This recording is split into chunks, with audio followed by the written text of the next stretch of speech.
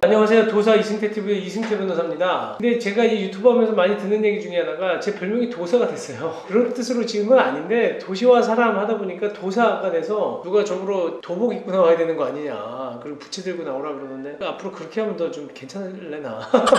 좌우간 도사는 그런 뜻은 아닙니다. 제가 도시와 사람이 공존하는 사회를 한번 만들어 보고 싶다는 생각에서 지금 저희 법무법인 이름도 도시와 사람이라고 지은 건데, 제가 미시간 주립대에서 도시계획 공부를 하면서 그때 귀국하기 전에 꼭 우리 사무실이 도시를, 그리고 건설 환경, 뭐 이런 부동산 하는 사무실이라는 것을 좀 이렇게 쉽게 느끼게 하기 위해서 지은 이름이에요. 오늘은 지금 얘기 드릴 게 뭐냐면, 저희가 최근에 이런 의뢰인이 왔었습니다. 자기가 아파트에 갑자기 가압류가 됐다는 거예요.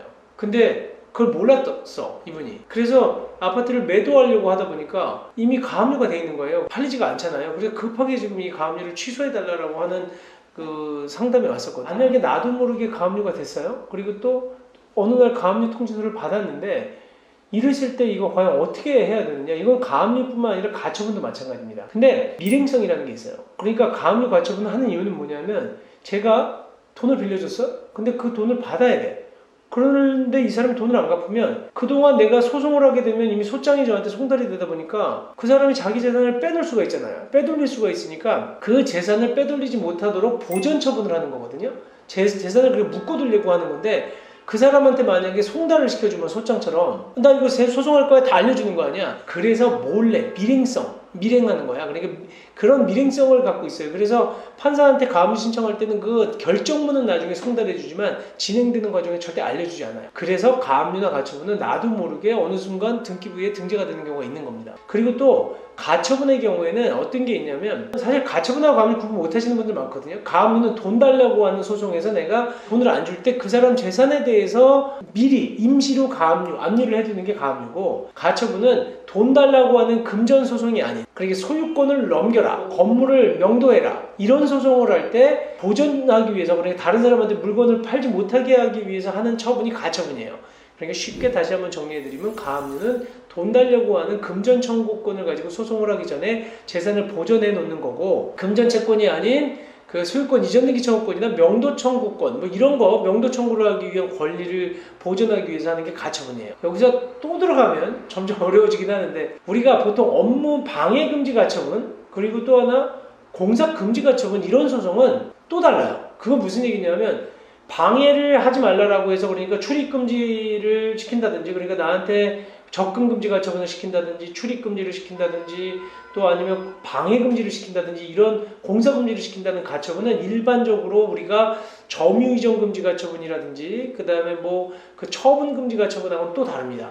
이 소송들은 우리가 임시 지위를 정하는 가처분이라고 해요. 그 사람한테 어떤 지위를 정해주는 거야. 나 방해하지 마, 그리고 나한테 접근하지 마. 이런 처분은 몰래 밀행성이 있는 게 아니에요. 그 사람한테 알려줘야 돼. 이런 소송이 들어왔다는 거. 그리고 양쪽 얘기를 다 들어봐야 돼요.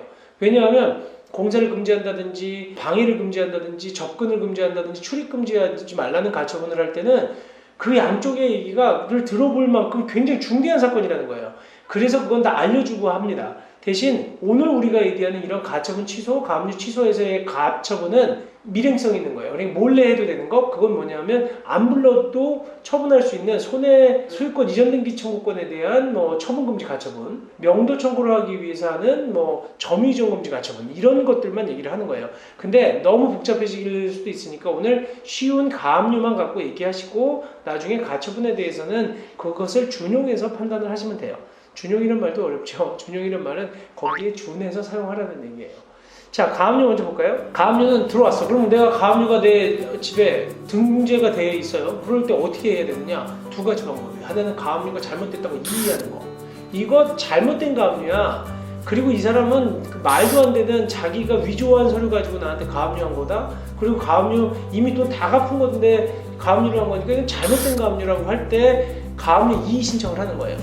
그리고 또 하나는 가압류 취소라고 하는 건 후발적인 사유를 가지고 하는 겁니다. 처음부터 잘못됐다는 걸 다투는 게 아니라, 가압류 할 당시에는 맞았지만 그 사정이 변경됐어. 내가 그 돈을 갚았다든지, 만약 1억을 가압류했어요. 그런데 1억 원 낼 테니까 가압류 취소해줘. 뭐 이런 사유들, 담보를 제공하고 가압류를 취소하는 경우가 보통 가압류 취소에 해당하는 거예요. 가압류 이의는 뭐냐면 채무자는 가압류 결정에 대해 이의를 신청할 수 있다.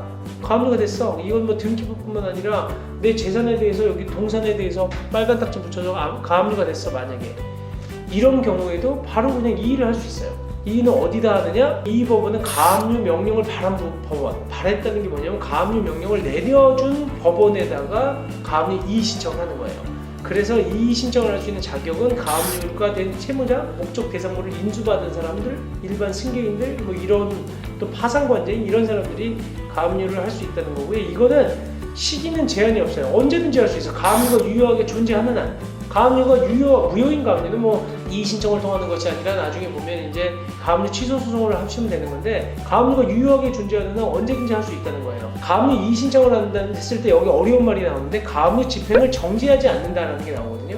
이건 뭐냐면 내가 가압류 이의를 했다고 해서 부동산 등기부등본에 올라와 있는 가압류가 없어지지 않아. 그 효력은 그대로 있어요. 가압류가 이의에서 내가 승소하기 전까지는 그대로 효력이 유지된다는 얘기를 이렇게 표현을 한 겁니다. 일단 부랴부랴 내가 그분도 이번에 오신 분도 이거예요. 너무 급해. 야 이거 가압류 잘못됐는데 너무 억울하다는 거지. 이거 빨리 좀 이거 풀어야지. 내 집도 팔고 또 돈도 받아야 되고 이거 담보로 해서 은행에서 돈을 빌려야 되는데 가압류가 있으니까 돈이 안 나온다는 거야. 이 사람은 너무 급한 거야.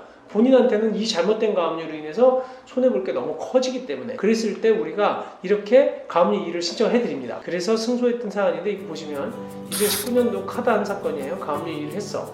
그리고 저희가 진행을 했는데 뭐냐면 서울 남부지방법원 2018년도 채권 가압류 신청에 대해서 그 법원이 2018년도 1월 17일 한 가압류 결정을 취소해라. 그리고 기본이 됐던 가압류 신청도 기각한다. 이런 판결을 하는 겁니다. 근데 여기서 웃기는 건 뭐냐면 채권자가 누구냐면 이 가압류 신청을 여기에서는 지금 이 가압류 채권자의 가압류 신청을 기각하는 거잖아요. 소송 비용은 채권자가 부담하는 거고 가압류 이의 사건에서 실질적으로 채권자는 그대로 가압류를 한 사람이에요. 그 다음에 채무자가 되는 거는 그대로 똑같이 가압류를 당한 사람이거든요. 근데 그 사람이 소송을 제기한 거예요. 이 경우에는 다시 그 가압류에 대한 부분도 판단을 하기 때문에 가압류 신청을 다시 기각한다. 들어보니까 기각하는 게 맞네. 이런 판결 주문을 내려주는 거고 또 거기에다가 가압류 결정 자체도 취소한다는 결정을 두 가지를 해주는 거예요. 가압류 취소하고 그 다음에 가압류 신청 자체도 기각한다는 두 가지 주문을 법률상 내줍니다. 이거 가압류가 된 경우에는 이 명백히 그 가압류를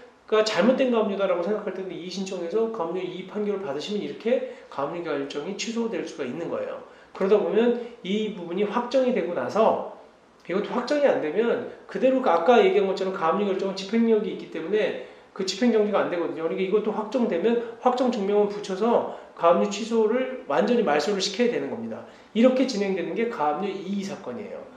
사실 좀 어려울 수도 있는 얘기긴 한데 지금 가압류 당하신 분들 입장에서는 꼭 한번 보셔야 될 영상이니까 이렇게 진행하신 법이 있고 또 다음 시간에 우리가 지켜봐야 될 거는 이번에 후발적인 사유가 있는 거예요. 가압류는 맞아. 그 가압류가 잘못된 건 아니야. 그랬을 때 그럼 이걸 어떻게 말소시켰느냐? 그거는 다음 시간에 저희가 가압류 취소에 관련돼서 설명을 드리도록 하겠습니다. 네, 감사합니다.